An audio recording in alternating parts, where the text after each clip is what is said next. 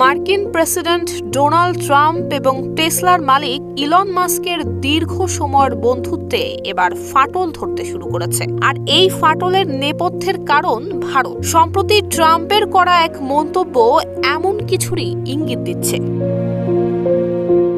Elon মাস্কের সঙ্গে নরেন্দ্র মোদীর বৈঠকের পরই ভারতে ব্যবসা শুরুর সিদ্ধান্ত নিয়েছে বৈদ্যুতিক গাড়ি নির্মাতা প্রতিষ্ঠান টেসলা। এমন খবরে ভারতীয়রা খুশি হলেও বিষয়টি ভালোভাবে নেননি মার্কিন প্রেসিডেন্ট ডোনাল্ড ট্রাম্প। ভারতে টেসলা যদি কারখানা চালু করে তাহলে তাদের সঙ্গে অন্যায় হবে বলে মন্তব্য করেছেন তিনি। প্রেসিডেন্ট ট্রাম্প যেখানে ভারতের উপর সমহারে শুল্ক বসানোর কথা বলছেন, সেখানে তারই ঘনিষ্ঠ সঙ্গী ইলন মাস্ক ভারতের টেসলার কারখানা এবং শোরুম খোলা পরিকল্পনা করছেন। এতেই চটেছেন মার্কিন প্রেসিডেন্ট। সম্প্রতি এনডিটিভির প্রতিবেদনে উঠে এসেছে এমন সব তথ্য।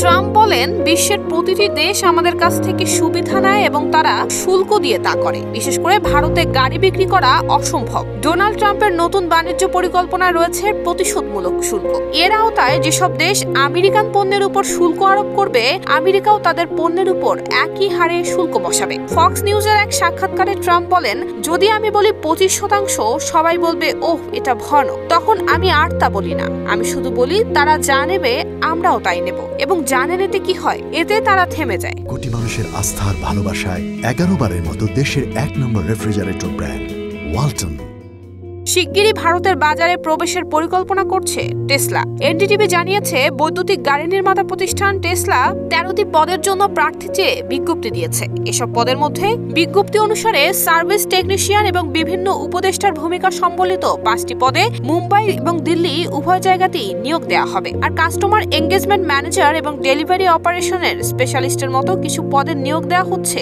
শুধু মুম্বাইয়ের জন্য। টেসলা এবং ভারত সরকারের মধ্যে কয়েক বছর ধরে আলোচনা চললেও উচ্চ শুল্কের কারণে কোম্পানিটি এতদিন দেশটিতে প্রবেশ করেনি। তবে ভারত সরকার সম্প্রতি 40,000 মার্কিন ডলারেরও বেশি মূল্যের বিলাসবহুল গাড়ির উপর মৌলিক কাস্টম শুল্ক 110% থেকে কমিয়ে 70% করেছে। কয়েক বছর ধরেই ভারতের বাজারে আসতে চাইছিল টেসলা।